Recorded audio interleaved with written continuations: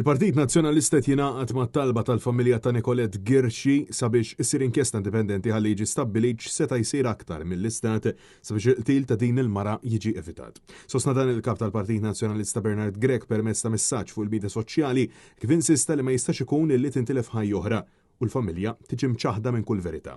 Wassaħa illi l-verità toħroġ biss jekk isir inkjesta indipendenti u sussekwentament b'serjetà u mpens jiġi implementant it-tibdil kollu propost. Bernard Grech insista li hemm bżonn li l-affarijiet jiġu assigurati li jsiru kif meħtieġ u li persuni oħrajn ikunu protetti qabel ma jkun tard wisq. Dan wara li l-avukat ta' Nicolette Girxi, Joseph Borda, saħaq illi l-familja tal-vittma talbet biex issir inkjesta indipendenti għaliex hekk biss tista' toħroġ il-verità kollha. L-avukat Borda appella wkoll lill-Prim Ministru Robert Abela u lill-Ministru tal-Intern Byron Camilleri sabiex jiftħu inkjesta simili bħal inkjesta li nfetħet dwar il-qtil ta' Bernice Cassar f'Novembru 2022.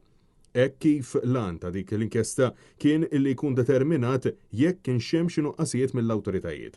Il-każ ta' Nicolette Girxi xokja pajjiż ħieħ, speċjalment wara li sar magħruf illi kienet irrapportat lill-Pulizija li l-ekseb tagħha kien ġilura Malta mill-Irlanda iżda dwar dan il-Kummissarju ma kien għamel xejn għaliex stqarr illi dan il-każ kienet jiġi meqjus bħala wieħed low risk.